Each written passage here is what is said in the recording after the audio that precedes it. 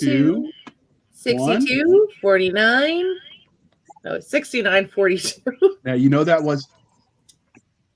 wasn't on the like ASVAB or anything for grunt level, right? You keep messing that up, you're not allowed. Dude, right? I got up to 20. That's all I have to count. I got 20 fingers and toes. We're good. my ASVAB scores were the best they'd seen in the recruitment center. Yeah, but you're in Georgia, so they were just pleased you had teeth. Dude, my worst score was 118. And you're not inbred? Again, I mean, in Georgia, the bar was pretty low. Dude, I'm in Atlanta, the capital of America. Are you, though? And how many of them are actually from Georgia or just moved there? No. That's a whole other debate. So if you're defending Georgia and your integrity and honor after everything I just said, please send all hate mail to Cisca at blastersandbladespodcast.com. Again, Cisca at blastersandbladespodcast.com. Speaking of the Blasters and Blades podcast. That's why you're here today. Hey, all you crazy sci-fi and fantasy fans, it's time for your daily dose of shenanigans over here at the Blasters and Blades podcast. Just three nerdy veterans geeking out over our science fiction passions and fantastical fantasies. A place where magic is king, the sky is the limit, space is the place, and pineapple does not belong on pizza. So without further, wait a minute. Let's see if she cheated this one too. Michelle, how do you feel about pineapple on pizza? It belongs on pizza with bacon, not ham. With what did she say? Bacon? Bacon, yes. Not ham. See? Bacon, not ham. I love this woman. Doc, I think you're plotting on me. Like the last 5 guests, this came out of a coincidence. You're They're just all wrong. I can neither confirm nor deny how much I got paid to say that. Happy to use my bonus on something. I will address this in the. I will address this in the post show, and if you had enough to hire her to do that, Doc, I'm clearly paying you too much. So, Michelle C. Meyers, could you introduce yourself to our listening viewing audience? Sure. My name is. I'm not touching that one with a 10-foot pole. I've been told that this needs to be 100 words or less, so I'm gonna try and keep it brief. My name is Michelle C. Meyers. I have written Forget Nothing 1, and Forget Nothing 2 is about to be available in early 2022. Previously, I've written some gun and gear reviews for the shooting tactical world, and have a little bit of background in, spent some time in the Marine Corps, active duty, and then I left the Marine Corps, and I went to the Army, and I've been there for a little bit of time, and I've been loving it. I love my time in the Marine Corps, and I'm loving my time in the Army now too. So, outstanding! You can't go wrong with the big green weenie. That's what they say. That's right. One of my favorite NCOs was had started in the Marines and went into the Army. So, yep.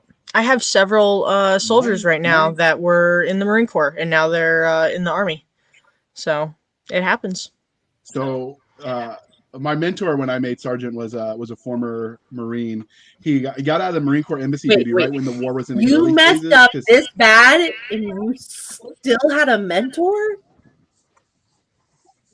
I mean, it was worse before. I was actually intoxicated. I sobered up. Dear God. I mean, there was a reason I was a corporal 3 times. Who knows what would have happened to you?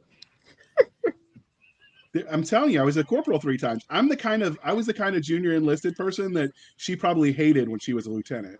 She would go home at night like cursing people like me, probably. Mm-hmm. Or she just let the gunny handle it. I don't know. Lieutenants are weird like that. I let the gunny handle it. Anyway, the smart ones. I assumed that based on your writing. Yes. So so he thought he would be smart. The war was starting, so he got off active duty Marines as a light infantry on embassy duty, and he's like, I'm going to go in the National Guard. They never go anywhere. 3 days after he joined the unit, he got deployment orders. 3 days. Oh, no. He's like, if I'd have known I was going over there, I'd have gone with the Marines. I'm like, well, you're stuck with us. But you made the decision. Good for us because, it was good for us because, the Guard at the time was sort of in transition to being more professional. And so, like, a lot of the times they would finish training and they'd do the bare minimum and they'd go in. But he took it a little more seriously on account of there was a war and people die in war. So when everyone else was off for the day, we were in our tents on the parade deck, learning how to do all the things that I didn't think I'd ever need to know. And some of it I didn't use, but yeah, he worked us to the bone, but he's an awesome guy. That's awesome. He worked you to the bone because he cared. That's what he told me every time he beat us. I mean, he encouraged us with love. But the next part of the introduction, your morale.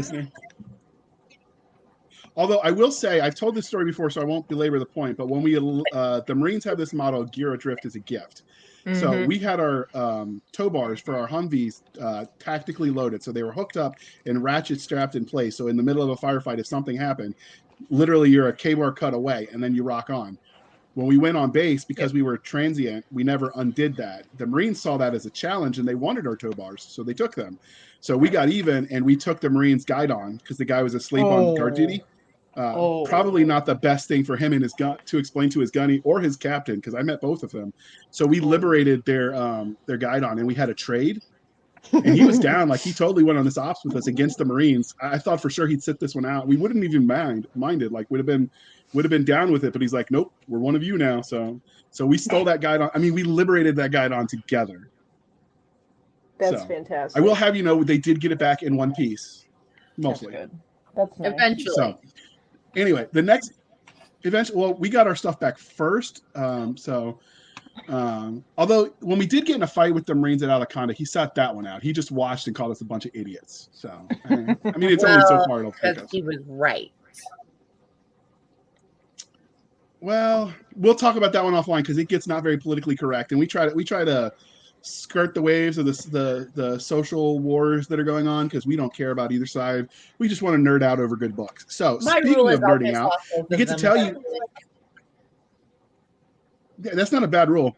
But so we like to tell you, dear listener, how we first found this guest. So I actually found Michelle through Jason Anspach and Nick Cole, who hired her to write in the Galaxy's Edge universe. And then as for how we got her on the show, well, she did threaten to kill me and rip my blue cord in half, and I couldn't have that happen, so we said yes. So, but I'm sure she was going to kill us with love and kindness. Mm-hmm. Because that's what Marines are known for. Love and kindness. Love and kindness, yes. We actually escorted one of the Marine tankers. I don't think they have tanks. JR, on topic. No, they actually had tanks that named their tank Marine named his tank Kindness and the other one Love. The tankers like to write on the barrel of the tank like a name for the vehicle. And seriously, they named it Love and Kindness for the two that we escorted. Which kill him with kindness. So the ADHD is apparently very strong tonight. I mean, I am on my fourth cup of coffee, but you know. Anyway, all right, Doc. Did you meet her before I roped you into this podcast? I mean, were you in the secret? No, but I was familiar with her because I do own this audiobook. Yay! It's an excellent audiobook. She did well. It is an excellent audiobook. She hit it out of the park for her debut novel. But before we decide whether she gets to stay, you do have to ask her the religion questions. I know she gets to stay because she's way too badass for you to get rid of her. So pick one: Aliens, Terminator, or Serenity. When you say Serenity, do you mean you're talking Firefly, right? I am talking Firefly. Okay, good. I just needed to make sure there wasn't some one-off Serenity. Oh, no. We very much, while we love Firefly, we very much specifically picked Serenity. Interesting. Because of Summer Galoo's character development in there. River is such a badass in this one. Absolutely. I am 100% a brown coat believer, and I'm unashamed. So, I totally agree. They are a wonderful group of people, and I think Disney is going to be very interesting to see how that goes. I do not. I'm trying not to cringe. You know what? They did a pretty decent job with Mandalorian, so I won't like. This is true, but I will say, for men of a certain age, though, I will say Ellen Ripley from Aliens. Yeah, that's top shelf right there. I wouldn't know. I was never a man of a certain age. I mean, if you did, that would be a different podcast where we'd talk about that. So, next we have the fantasy questions. Xena Warrior Princess, Legend of the Seeker, Sword of the Sword of Truth, or the Potterverse? No one can beat Lucy Lawless. There's just no question about that. Thank you. Oh, And no, yeah, she's That's amazing. yeah, she's amazing. Gabrielle was pretty 100% awesome Xena. too, though. I liked her character arc. Mm, That was the most excellent. gonna have Gabriel to would catch be up on very that. badass if you didn't have Lucy Lawless standing next to her. Touche. That's Yeah, true. well, she had to grow into it, but she's an No, example no, that you no. can write a It's strong a female character beautiful, without them being a Mary Sue. Mm-hmm. Ray. Sorry, I'm stuttering. beautiful character, and it's like, that person, when you're standing there and you're like, I got a 98, and the other person got 100, you're like, fuck you. That's the Pretty difference. much. Yeah. Absolutely. But Okay, I so just want to know how they did all those stunts. they did them by being more physically fit than you. So here we do both sci-fi and fantasy, obviously, but which was your first love, sci-fi or fantasy?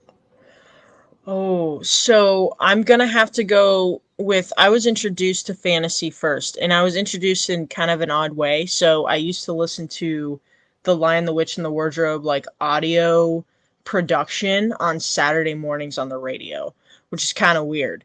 So I was introduced to fantasy first through that, but I was very, very quickly got into sci-fi through I was a big history nerd, which led to like history fiction, which led to military fiction, which led to sci-fi. So that was like right after that. So it was almost concurrent. I can get that. So did you read any alternative history then, like Harry Turtledove's series? I didn't read that. No. I can't remember which series that I actually read. Um but they were mostly like historical fiction. Like they were novels about people who didn't exist in historical happenings that did happen. So I learned a lot of history that way, which was kind of cool. Yeah.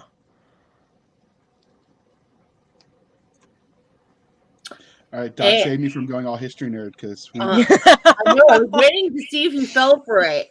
Okay. So what would be your first memory of engaging in it? Was it Narnia? Or was there Yes. something else before that? Okay. Yeah, definitely definitely Narnia with C.S. Lewis. So, yeah. Well, C.S. Lewis was an amazing author, so you got started with good stuff there. Yep. Now, what is it that you love about speculative fiction? Oh man, that's a great question. My favorite part of this genre is really the reality of it, because the human condition, psychology, reality, sociology, those common human themes, they're all the same no matter where you go in this genre, whether it be sci-fi or whether it be fantasy. Because ultimately, you're telling a story about people and how they interact with each other and how they interact with their environment. And those things are they're fascinating to me. So being able to see those types of themes in a world that doesn't exist outside of our minds or outside of the words on the page, I think it's a phenomenal way to tell a story and to tell, what's actually happening in our current world. And you did it right when you see on the reviews where someone says something to the effect of that could have been me. I was at XYZ situation, and other than the location and the tech, that was me. Like, that's how you know the story nailed it out of the park. So I Yeah. think that's what you can do, and you can get that level of detachment when it's speculative fiction, because it isn't modern world with all the baggage that comes with loaded historical situations. So, all right. So I don't want to how did read a your love story of about speculative fiction? No, What don't you want to read a story about? nothing. I was having an ADHD moment. Go. Okay. So how did your love of speculative fiction as a genre transition into you writing stories in that space? So I used to do some writing as a kid. And as a kid I would do like I said, like some of the historical military type fiction. Like I wrote some screenplays that some of my friends like got together and made movies over, which was a lot of fun. But I kind of dropped that off later once I got into high school. But really, how I got into writing for Galaxy's Edge and writing for Get Nothing was I have worked I've trained with Doc John Spears, who writes the Dark Operator series connected to the Galaxy's Edge series. Um, and when it was time for Jason Onspock and Nick Cole, the founders of the Galaxy's Edge series, to kind of write Andine Broxton's backstory, who was already a character in the main series, I guess Doc Spears was like, here's who you need to talk to. She's in the military, so you should talk to her and kind of get her perspective. So Jason emailed me and kind of asked me some of my experiences in the military and what those look like, and maybe what Andine's experiences might have been in the military, in the Republic Marines, in the Galaxy's Edge series. Um, and I wrote a fairly long email back, which was replied to in like one sentence, and it was, "Would you like to just co-write with us?" And that's how that began. That's a great way of doing it. Yeah. No, I've thought that Jason was smart for a while. Now I know.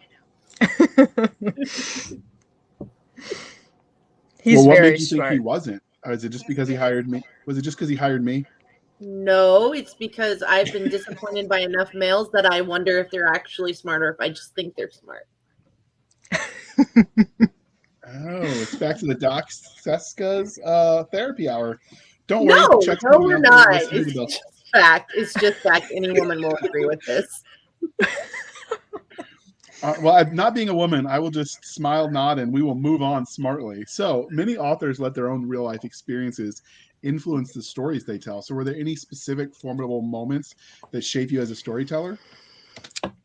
You know, I can't say that there's specific moments that shaped how I tell stories. I really think they've been cumulative over time.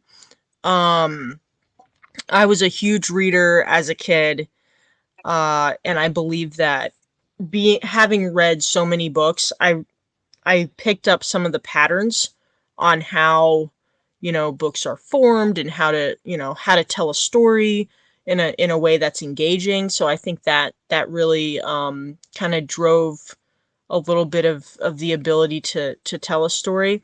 But really, I think the most formidable um, experiences that's shaped me as a storyteller has been within the military, and that has come a lot from the Marine Corps, and it's fed directly into kind of Andine's story, where she's gotten the opportunity to try to be a part of the elite Legion, which is up to this point has been a male only organization.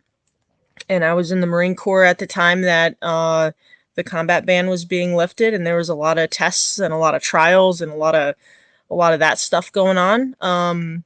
So seeing that a little bit firsthand, seeing the experiences of those around me, I think those really drove a lot of how I've told Andine's story specifically. Okay.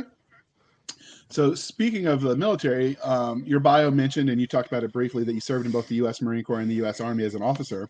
So, we ask Mhm. all of our authors that we interview who are also veterans, how do you think your time in uniform affects the stories you tell? Oh, I think it's saturated with it, honestly. And I would be very interested in the future to do a different type of story and kind of see how that fleshes out a little bit too. But I think especially because Forget Nothing is a military sci-fi, it's very heavily influenced by my time in uniform and how it's affected. the storyline for Andine. Yeah. So I'll ask you this because I'm curious. So when I wrote my first book, I sent it to my publisher, Tim Taylor, and there was a scene in there that I've talked about where he sent back the edit. This isn't believable. Nobody will believe this really happened. You need to take this out and tweak it this way. But that scene actually happened to me. So have you ever had that happen where you get to the stuff and like, I know it's happening because it happened to me, but nobody will ever believe this? So I'm very fortunate that I have Jason, who reviews everything that I write. So it he is phenomenal, and the Forget Nothing one that came out last year, he had a very, very heavy hand in the writing of that one. I had a lot more free reign on Forget Nothing 2, which is coming out later, at the beginning of 22. But when I sent him my final product, most of it is still, I mean, it's still all in there. And, he's added some of his professional polishing, which was phenomenal to see. And, yeah, there really wasn't any of that really, which I was fortunate. Like, nothing was like, oh, that's ridiculous. So that was good. So did he kill off any of your favorite characters in your story? Because he certainly did in mine. Did he really? Oh, no. No. I killed off some characters myself, so not any. So I mean, I certainly. Go ahead. Go ahead. Not any characters, I don't think. But I had. So he didn't kill any of yours. It's the lag. It's okay. We'll get through it. That's all right. One of my favorite secondary characters he killed because he's like, we need to make them bleed a little bit more, JR. Like, no, I like this guy. No. But no. I always thought it was Nick who did all the character killing, and it was Jason. More? Yes. Because that was pretty much an arterial wound after an arterial wound.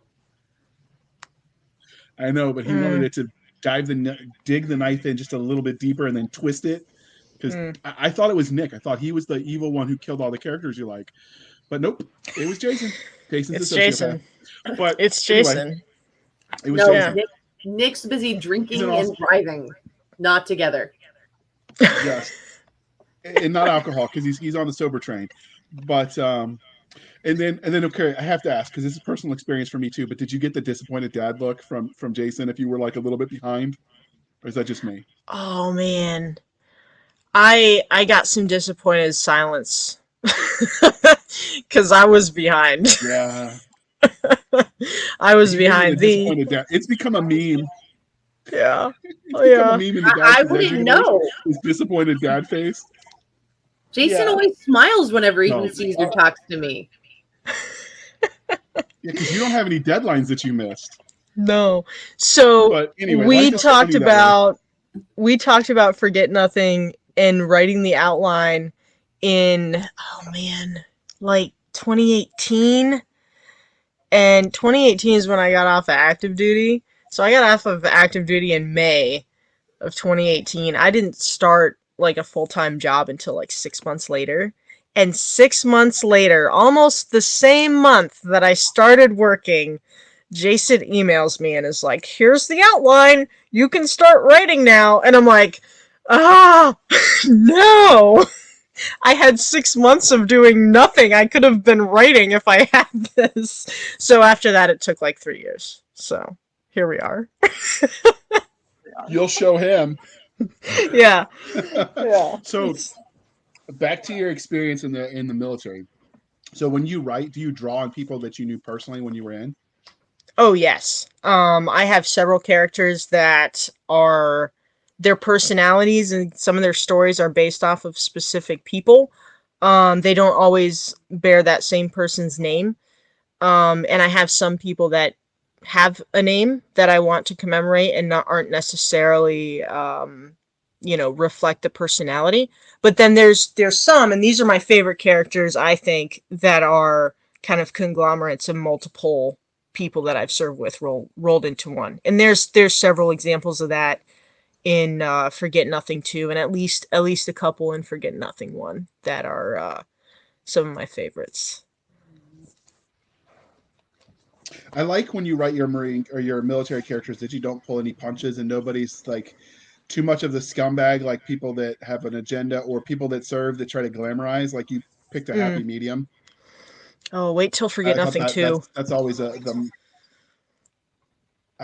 an audio person, so while I do have the insider copy that's done because it is finished, dear listener, it's just going through the post production. I listen because I like to have my stories read to me like kindergarten hour. I'm a true grunt. Yep. So I'm waiting for the audiobook. So yeah, we've talked about how your time in the military affects the way you tell stories, but has it changed how you engage in content as a consumer, so a reader, watcher of movies, player of games?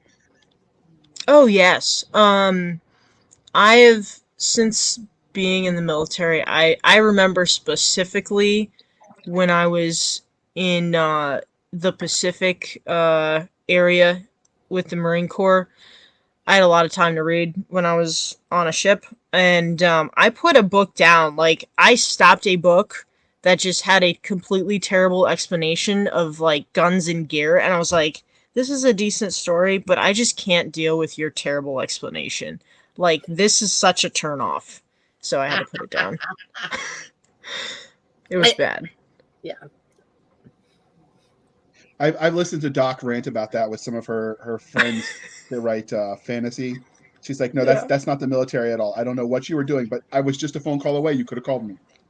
There are no warrant officers enlisted in the 68 series. She's really passionate about the whole medic thing. Yeah? I wonder why. I don't know. It's a mystery, an enigma and a mystery. As Doc All right, should Doc, be. you get to ask your favorite question. That's one thing I learned before I went in is never piss off the people that pay you, the people that fix you when you're broken. Or the people who feed you. So you should add the people who feed you to that list. Have you been to an Army DFAC? I mean, come on. I don't know. I think the MREs might have been better. They are. You know what? I had some friends who worked in the Army DFAC, and I always got the best food when I went there of what they had. Because they were your friends. Because I was their medic. Nobody likes the grunts. We're loud and noisy, and we leave messes. So. I adore. All right, Doc. The fandom question. Anyways, transitioning to the fandom side of things, have you had any cool fan art or cosplay of a character yet? No, not by anyone that's a fan that's not me. So wait, a fan that's not you? Did you do your own fan art? So, yes, I guess the real answer is yes. When I was writing Forget Nothing 1, I did some drawing to kind of, I don't know if it was to distract me from writing or if it was to prepare me for writing. We'll go with prepare because that sounds better. But yeah, I did a little fan art sketch. I really like it. I mean, I'll have to find it. You should keep it. And if you have a newsletter, this is where JR would plug to say, put it in your newsletter so people can see it. Maybe I'll put it up on my Facebook someday, on the Michelle C. Meyers Facebook. That would be awesome. Mm-hmm. So have you spotted someone reading one of your books out in the wild? I haven't spotted someone reading a book out in the wild, but I was in a course for work that I sat down next to a guy, and it was assigned seating, so it was completely random. And throughout the course, like maybe a week or two in, he said the words KTF, which we all know is a Galaxy's Edge buzzword. And he said KTF, and I looked at him. I said, "What did you say?" And I said KTF. And I said, "Oh, where is that from?" And he said, "Oh, that was my unit motto." He was in the Marine Corps as well. And I was like, oh, really? Where did your unit get it from? And he's like, oh, I introduced it. I was like, yes. Where did you get it from? And he's like, oh, I read this series called Galaxy's Edge. And I Oh, was yeah. like, oh, okay. Well, cool story. So later on, I told him, and this was right in the middle of when I was working really heavily on Forget Nothing 1. So later I told him, I was like, hey, by the way, you'll see my book out later for Galaxy's Edge. It was really neat. Did he have a meltdown? He did, actually. He loved it. He was like, this is so cool. This is so freaking cool. It was pretty funny. Yeah, no, it's you. As a person who has had to blend in with mundanes, you can always tell the person, because they're like, I'm not going to own it. I'm not going to own it. Damn it, stop asking me. Fine. Yeah. It's always funny to watch those. And that's like, right when I hear those, I'm like, I'm just going to go after it. Find out. Like, admit that you're a geek. Okay. Yep. It's okay to be a nerd, Did he guys. believe you? It's a real question. He did, yeah. Yeah, he did. I mean, it was a longer course, so like we were there for a couple months, so we built a pretty decent working relationship, so he believed me by the end of it, so. That's awesome, though. Yeah. I came up with platoon mottos, but never anything as mature as KTF. I love KTF. I don't know that we ever had any cool platoon mottos. Ours all the ones I came up with normally involved booze or adult relations. Most of the unit models I had were had been around since Christ was a corporal, so we couldn't really change them. Yeah. We just perverted them off the books, but anyway, we don't want to talk about that because it's a family-friendly show. So, Doc, get us back on track already. Okay, so can you give us the highlight reel of everything Michelle C. Meyers? Everything. Michelle C. Meyers, what you've written. So what all have you written? Oh, wait, no, sorry, we skipped a question because what is the weirdest or funniest fan interaction? It would have to be the KTF interaction for sure. Yeah. Yeah, I was gonna say, I think that guy kind of took the cake. Yeah. That's gonna be hard to beat for a while. Yeah, definitely hard to beat, especially since it's very, like I said, I write under a pen name, so if someone randomly knows who I am, I'm like, oh, this is kind of weird. What did I do wrong? Okay, so Michelle, give us your highlight reel of what you've written. Okay, so Forget Nothing 1. I think my highlight reel is so short. I'll take the time to pause here and do a little celebration with Jason on Spock and let everyone know that Forget Nothing 1 was on the Associated Press bestsellers list for 3 weeks, which was pretty cool. So that was pretty fun. Freaking standing. Yeah, it was pretty neat. And then Forget Nothing 2 is about to be published in audio format first, which is part of the contract with Amazon. And then it will then be published in ebook format. And then I've written most of the foundations for Forget Nothing 3.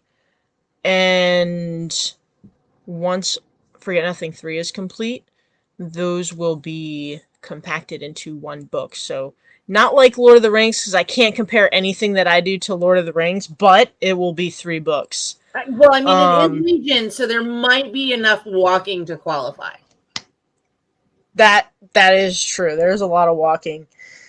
But yeah, that'll be pretty exciting once we get to Forget Nothing 3 and it comes out in one big. So, are you going to name the omnibus or the book 3 Forget Me Not? That's a good question. I think we're gonna leave that for Jason next time I talk to Jason. I don't mind telling Jason that's what he should totally name it. He would probably just laugh at me and go, okay. 20 years have passed since the Ixa almost wiped humanity from the face of the galaxy. Now they have returned with a prophecy of doom. and the prophecy is already coming true. Start the series readers are calling an action-packed military thrill ride. Download Super Carrier today. Book 1 in the Ixen Prophecies trilogy. Available from Amazon and Audible. I love it. So while the list is long and impressive of Forget Nothing and Forget Nothing 2, we're going to talk about Forget Nothing today. I know you're shocked. People, hold your beer. It's going to be okay. But so where did you get the premise for the way you told the story? Was it psychedelics, Ouija board, expired crayons? Too many Mhm. MREs. I like the crayon reference. I think it was an overdose on expired crayons. To be honest, washed down So with a little when bit does of glue. Yeah, okay. I Yeah, can dig it. yeah, So for when sure. did that whole crown thing start? Because that wasn't in when I was in. We made fun of Marines. We just called them jarheads or gyrenes, but we never had the crown reference. I don't remember. You missed Marians. That's what my Army compatriots used to call me, as the sole Marine in an Army course. Marians, that was my favorite. But to answer I your never got question, that one I either. I know, I think it was made up. I think they made it up. Crayons, the crayon reference. I don't know where it originated. There's a lot of folklore about like Halloween and a sorority house and the girls were dressed up as crayons, but I kind of don't believe that. Um I'm not sure the Marines would be able to figure out the I Greek lettering. right, exactly. That well, on the that's a one hand, I pretty have seen the pictures. I have seen the pictures, and there were females dressed as crowns. I just don't think it had any relation to the Marines. I agree. I really But do agree with you on that one.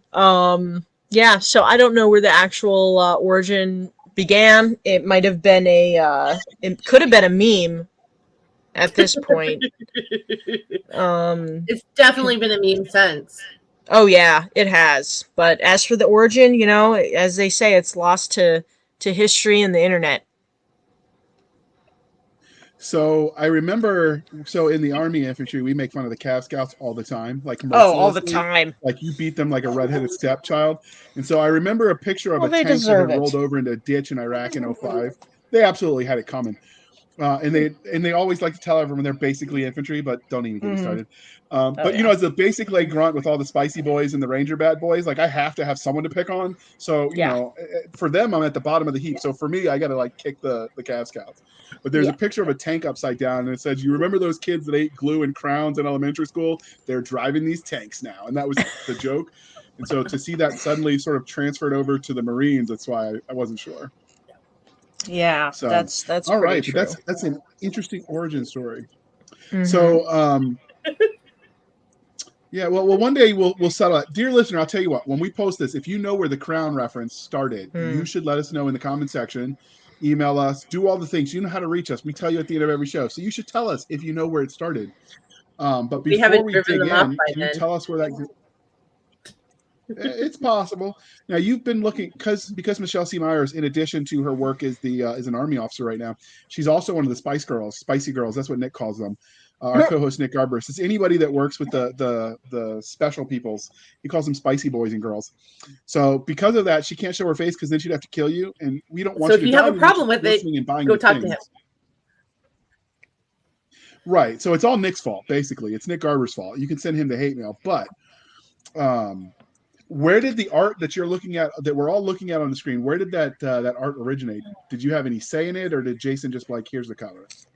I did have a say in it. Before I get into that, I will say that the spicy girl side of things that I work on is the law enforcement side of things, so that I'm not stealing stolen valor from the super spicy people.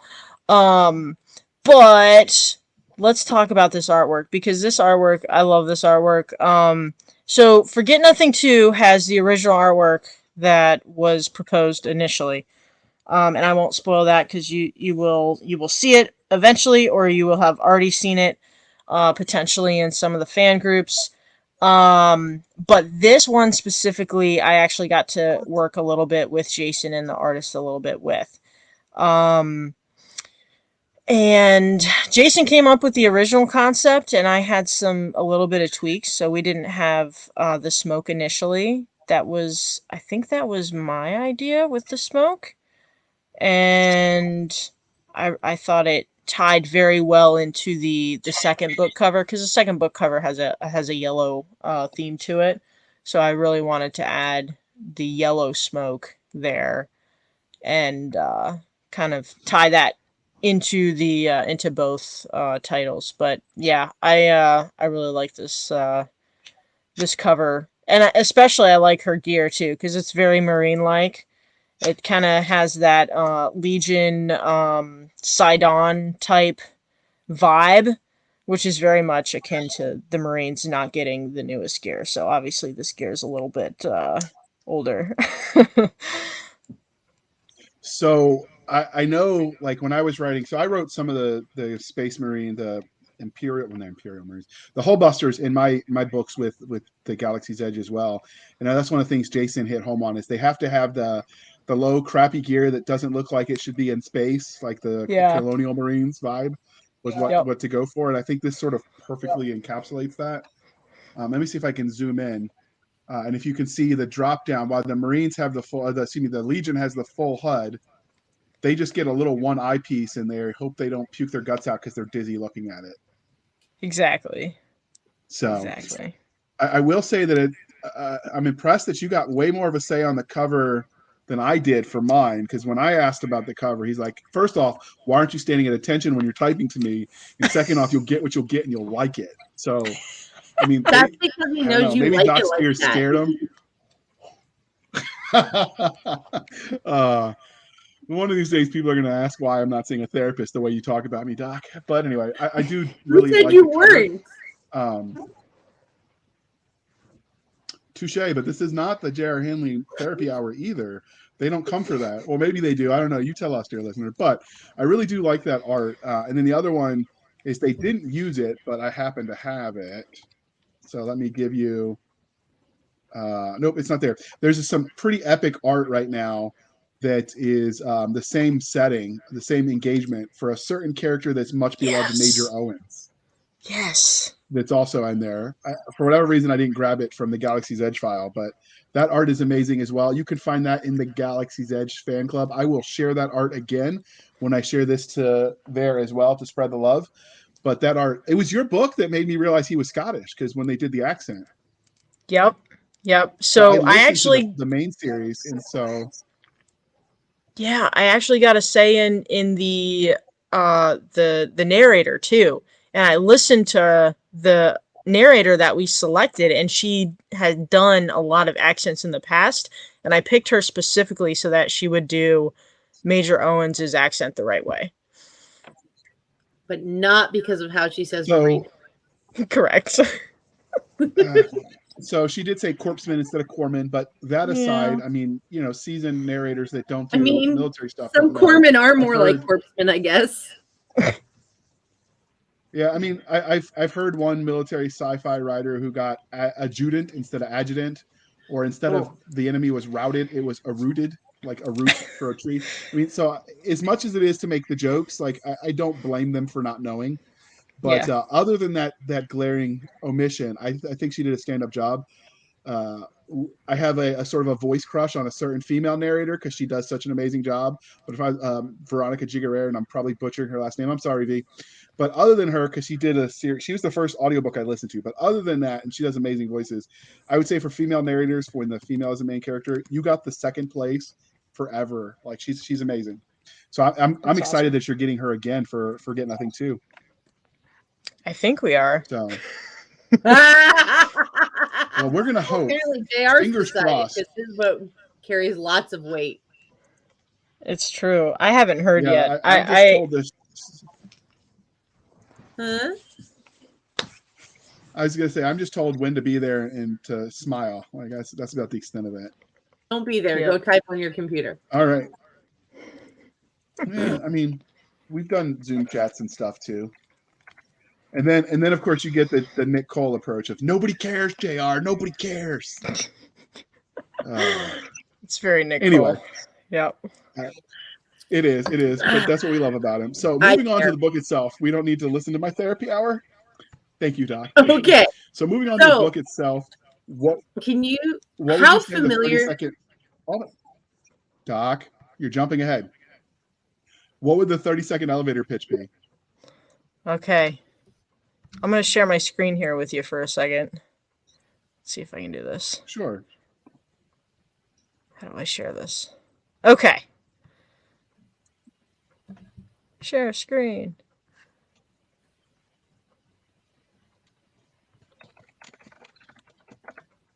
Entire screen. Allow. Okay. So I'm going to put that up there so that we know what we're talking about. So my pitch line, and this is going to be even less than 30 seconds, but if it's my pitch line for the book is, if you want to fight, join the Marines. If you want to die, join the Legion. I like it. Yeah. Okay, how do I stop that? That's my pitch. There you go. I stopped it for you. I like it. Succinct, even to the point. Yeah. Yeah. Inspired by old Marine Corps advertisements. Did you come up with that in a bar? Because that would be the most perfect way to do it. I know, right? Definitely inspired by the old Marine Corps advertisement for recruiting women post-World War II. Love that one. That one is one of my favorites. So, I will say the one that probably beats it is the Norwich University poster from the late 90s, which I had in my room all through high school. That was two female cadets. One of them had a very cocky, smart smile on her face, which and it says, "What's this about a few good men at the bottom?" Oh, that's great. Oh no, I had that thing on my wall for years. I didn't want to go to Norwich, but I wanted that on my wall. That's awesome. So Norwich is a unique university. It was started by the guy that was kicked out of West Point as commandant. Wait, what? He was kicked out of the guy that was kicked out of the guy that started Norwich, Alan something, Petridge, I think. Yeah. He started it because he was fired from West Point. Partridge, yeah. He was fired from West Point for being too strict, so he started his own school, and that was Norwich. Yes, and Norwich University, it took a Army general to start turning it co-ed. Burksville Hamlet was the gentleman who started the process of taking it co-ed. But no, they sent my grandmother like 5 copies of the poster, so I had a bunch of them.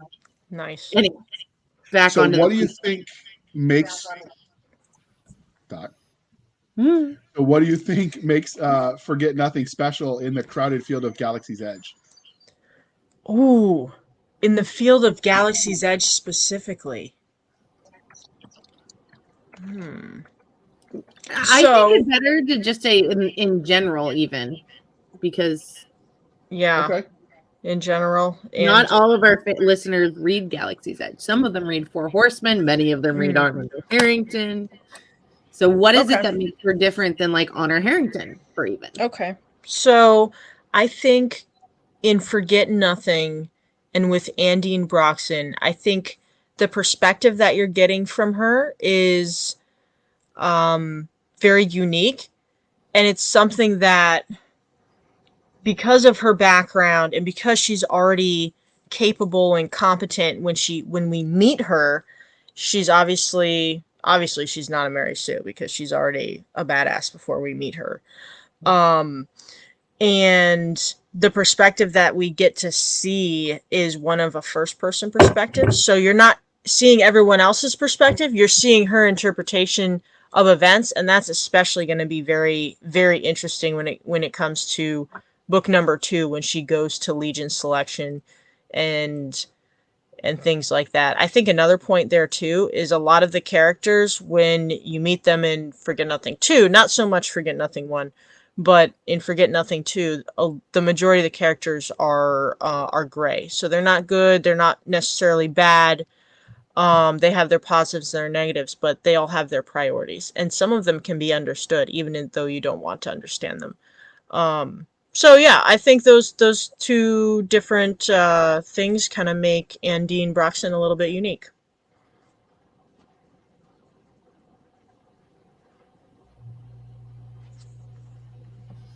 All right, Doc. So, do you have familiar? Does the listener have to be at a Galaxy's Edge to understand anything in this world? Not at all. Forget Nothing was an Audible original last year, and it actually brought in some fans into Galaxy's Edge. So there's very little that you have to understand going into this book about the Galaxy's Edge universe. But it does add some introduction into it. So you do have characters like Owens, like the Legionnaires that you may or may not meet later, or you may have already met in the Galaxy's Edge series, but you fall in love with some of those characters, and if you've never seen this galaxy and this world, you're going to see these characters again. You're going to see how they interact with the world as a whole, and especially Undine, this being a kind of an origin story, you're really going to be able to see her in even book number 1 and book number 2 of Galaxy's Edge season 1. But this is the origin story, so this can absolutely pull people into the universe without knowing anything about the universe at all. So it sounds like it's a great entry point, and I love that. But which tropes do you think Forget Nothing hits best? Oh man. As a whole, because initially Forget Nothing was going to be one book. But now that it's broken up into 3 books, as a whole, I was going for the Starship Troopers kind of boot camp type trope. There is some leadership philosophy in book number 2. But yeah. So, can you tell us a bit more about the main character? I mean, you talked about her name, and you said that she was already a badass and experienced before this, but can you tell us a bit more about her? Sure. So I think what we can talk a little bit about Undine is kind of her motivations, and her motivation coming into the Republic Marines, and her opportunity to try out for the Legion is she wants to be a part of an elite unit, and that the Republic Marines was her option going into the Republic military. So that's something important to see and to look at as we see her progression within the Galaxy's Edge universe, even beyond the Forget Nothing books. So she wants to be elite. She wants to continue to push herself, but she also wants to continue to give back and try to do good. So kind of knowing her motivations for why she's doing what she's doing, I think you can see it in the books as it goes on, but knowing it up front can help kind of understand her character moving forward too. Okay, that's awesome. I'm super psyched about this book. It's a great book. Can you tell us a bit more about any secondary characters that might be in it? You've hinted. Absolutely. So I think one of everyone's favorite characters, secondary characters, that's new in these books is Gunny O'Neill.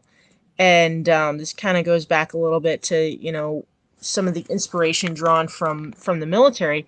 But Gunny O'Neill is one of those characters that is very heavily based off of a collection of different NCOs and senior NCOs that we've all met in the military. So yeah, I think meeting Gunny O'Neill, he's a very recognizable character. He's a mentor to Undine, who's an officer at the time, but he's still a mentor for her, and he's very experienced, but he has a lot of life lessons, but he also isn't taking any shit, so he's an awesome character. If you've seen the movie We Were Soldiers, the sergeant major in that scene who says who says it's a good goddamn morning, that character. Yes. If you haven't read this book, that's kind of the vibe she pulled off with the Gunny. And he's one of the many side characters in this universe who we were left wanting more of. So Yeah. I don't normally chime in like that because I haven't clearly read everything of every guest we've ever interviewed, but I've read this one. You will see him again in Forget Nothing too. So there's a scene with him in it, and I think everyone will enjoy it. You don't kill him, do you? Because I might not be able to forgive you. I can neither confirm nor deny anything. All right. So does your story, we're speaking specifically of the first book because that's what we're interviewing today. Does your novel have any bad guys that the character has to confront that you can answer without giving any spoilers? In book number 1, not really. You have the MCR that invades the base. Spoiler alert. I guess I shouldn't have said that. But you have the MCR who is active on the planet and causing a ruckus. So that's probably about as close as you're going to get as to a bad guy in number 1. But there's some good negative characters shading into the black in number 2, in book number 2 for sure. And there are some Easter eggs to other books in the series, including one in the Order of the Centurion series that you mentioned, that we will leave undesignated so they can read it and find it themselves. Speaking of characters, we like to ask all of our authors this one. So as authors, we do horrible and nasty things to the people we write about. So if Andine met you in a back alley and she knew who you were and the hell you put her through, Michelle, how do you see that interaction playing out? Could you take her? No, she'd kick my ass. Without a doubt. But do you think she'd go for the throat or just to make you suffer? It depends. It depends on which part of the storyline we're in. Depends on what else happened at that point. Okay, I can appreciate that. So, speaking of characters and how we write them, some people use the traditional sort of archetypes for characters when they write. Others just sort of write it instinctively. When you write, you mentioned in the pre-show that you do, have some favorite archetypes. So can you tell us what your favorite character archetype is when you write? One of my favorite, most enjoyable character archetypes is the Jester Joker character.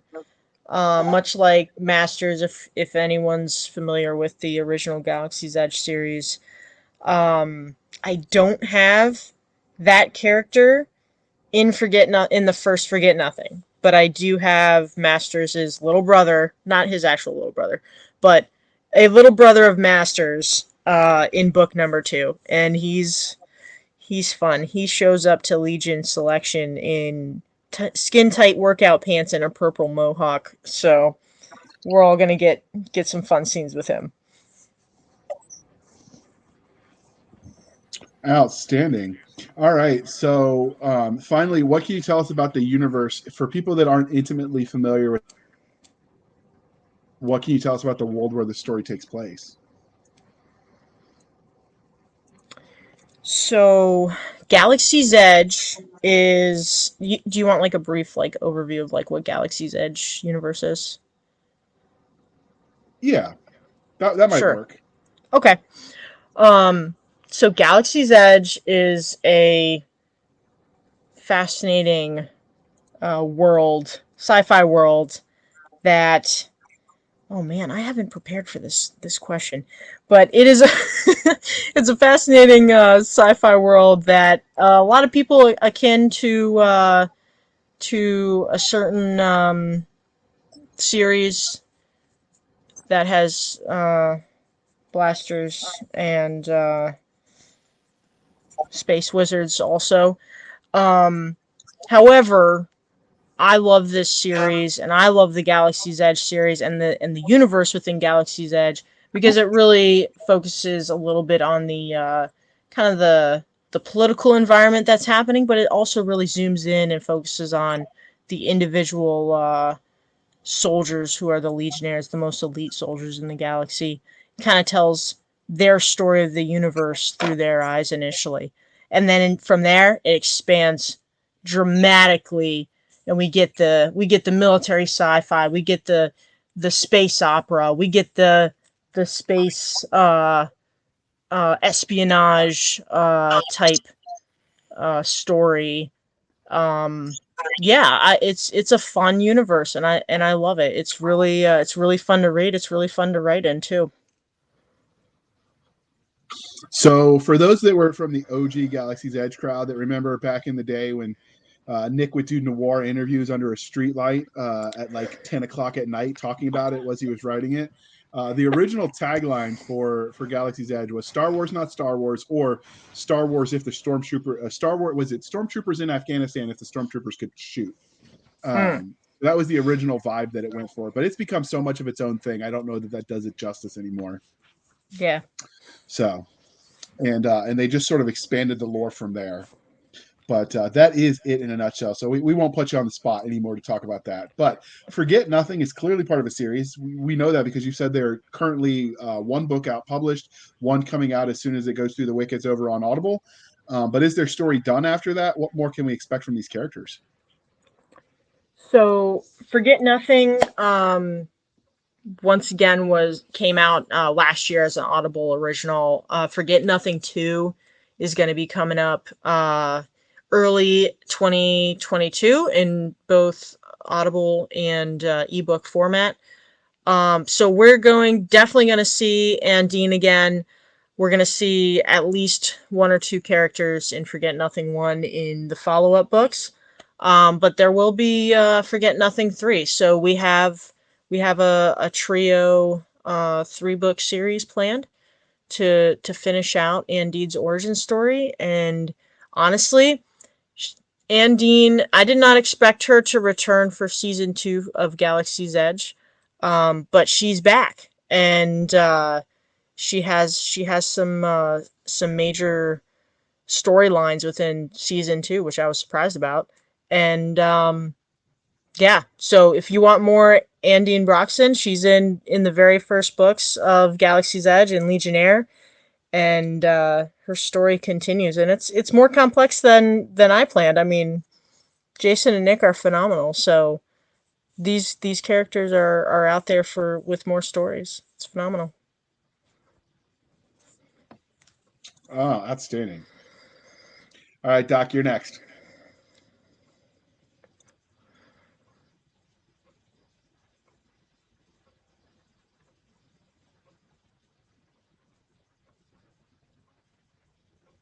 Doc, you're muted. Thank you. Sorry. Great production quality right here. Total professional. JR, you will never reproduce again. So, of all the tech and science in the Galaxy's Edge universe, particularly in your books, which tech would you want to have? Like, you could pick something and bring it here today. What would you get? I'm simple. I came from the Marine Corps. I love guns and knives. I just want a blaster. That's all I want. Nothing else. That's it. I'm very thought you were going to ask for space crowns. Oh, that's a tough one, actually. Said, I just want a blaster. All I'm thinking about is, you'll shoot your eye out. You'll shoot your eye out. No, JR, that's your job. Hey, it's the right season. That's right. So, how would you abuse that in a daily life? Oh my gosh, I would take it to the shooting range and I would just destroy their backstop with it. It would be a lot of fun. They'd kick me out, but I would have a blast. So, you know, and then I take my blaster with me, and then I get hunted down by the government, and that'd probably be the end of that. Well, you know, that happens. You know, it's fine. Just finish your stories before the deadline, or you'll get disappointing dad face emojis in general. Deal. So, did you get to make any aliens for this? Ooh, I didn't get to make anything crazy for the first book, but for the second book, I did get to do some Savage Marine creation. Um, yeah. So, what, how did you go about doing it? Did you pull out your old drawings from like Crayola Academy, or were they like purpose and need driven? What? Yeah, so the Savage Marines in the Galaxy's Edge universe are like post humans, so they're heavily modified humans with tech and biotech and things like that. My version of the Savage Marines that appear in Forget Nothing in the Forget Nothing series is inspired by, of all things, Toy Story. And if you remember Sid, the creepy kid with his spider head doll, like he has the Oh my spider god, claws so with the doll creepy. head. It's inspired. It's not exactly, but it's inspired by that, and it's creepy. It's real creepy. It's nightmare level creepy. So you have that to look forward to. Yay. Sounds. JR, it's your turn. I know. I was just thinking about the creepy kid, and it's not me this time, so I'm good. Um, Really? Are you did sure I it's say not too you? much? No. Maybe. I don't know. This is why we don't do this late, Doc. I reveal too much. Anyway, all right. So clearly, this interview is winding down. But before we wrap this up, was there anything about Forget Nothing that we didn't ask you that you wanted to tell us? Oh man, I think we hit it all. I think Forget Nothing is out and available for purchase on Audible and on ebook. And then Forget Nothing 2 is coming out on Audible early next year, and ebook will be shortly after that. Um, and then book number 3 will be out eventually also. So I think beyond that, I think we're good. So I don't normally get paperback copies because my library is only so big. But I will say when this comes out for the final condensed all 3 versions, I'm going to Yes. need a signed copy. So we're Done. just going to have to do that. I don't care if I have to drive up to Northern Virginia to do it. We will be getting a signed copy. Oh, you are pretty All right. close. So You are pretty close. We can make this happen. outstanding, outstanding. So this is the part of the introduction. This is the part of the interview, dear listener, where I remind you that your thoughts matter. So remember to review the book. So please be kind and speak your mind on the reviewing platforms. Your reviews help the right reader find the right books. So everywhere the books are sold, you can leave your thoughts. Barnes and Noble, Books a Million, all the places. Amazon. We all know how much Doc loves Bezos, so she wants you to review it on Amazon. She totally The isn't most sending me dirty approved looks thing right I now do because it's that true. Bezos owns in my book is Audible. This is true. Mm. And so over on Goodreads, if you don't have any of those, start a website so you can review it there. If you don't have those, build a website. Just share your thoughts. They help the right reader find the right books and tell us all how awesome this is. Even the negative reviews can help readers find it because sometimes what you love about a book or hate about a book, other people have the polar opposite reaction. And if you don't believe me, read the 1 and 5 stars, and you'll see some of them complaining or commenting on the same exact thing. So do your thing, people, and share and rate and review. They really do help. Um, so this is where I ask you, Miss Michelle C. Meyers, how listeners can find you if they wanted to stalk you on the interwebs. Yes, if they want to stalk me and tell me how terrible and how much they hate Forget Nothing, you can find my author page on Facebook at Michelle C. Myers. Um, if you're, I do have an Instagram ghost account also that you can follow. It's called The Ghost of Leaders Past. It has nothing to do with Forget Nothing, but it is my thoughts and opining on situations and leadership, and it's fun. So it's basically the extension of my diary and my leadership diary. It's a lot of fun. But outside of that, Facebook and Instagram, that is the best way to find me online. Outstanding. And all of that, as usual, dear listener, will be in the show notes. You can find us on Twitter at twitter.com/SF_fantasy_show, Sierra Foxtrot _fantasy_show. You can email the show at blastersandbladespodcast@gmail.com. Again, blastersandbladespodcast@gmail.com. You can find us where all the shenanigans happen over on the FaceSpace at facebook.com/groups/Blasters and Blades podcast. Again, facebook.com/groups/Blasters and Blades podcast. Our website is anchor.fm/blasters-and-blades. Again, anchor.fm/blasters-and-blades. That is also where you could support the show for a reoccurring Patreon style model, if you're familiar with that, where you can donate as little as 99 cents a month or as much as sky's the limit.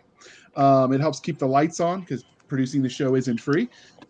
We appreciated all of you that supported us for season 1, and hopefully we can duplicate that for season 2. You can also support the show over at buymeacoffee.com/author J.R. Handley.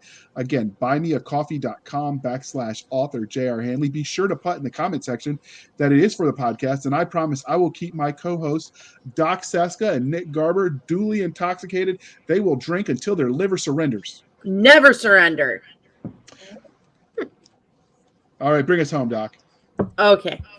I was waiting to see if you were done yammering. So, thank you for spending some of your precious time with us for the absentee Nick Garber, J.R. Handley. I'm Cisca. This was the Blasters and Blades podcast. We'll be back next week, same time, same place, enjoying our love of torturing J.R., nerd culture, cheesy jokes, and all things that go boom, and of course, the great and mighty pineapple on pizza. I'm going to have to hunt long and far until I can find more guests that appreciate the true and proper way to eat a pizza. And Pizza is amazing with pineapple on it, particularly salty, yummy baconness.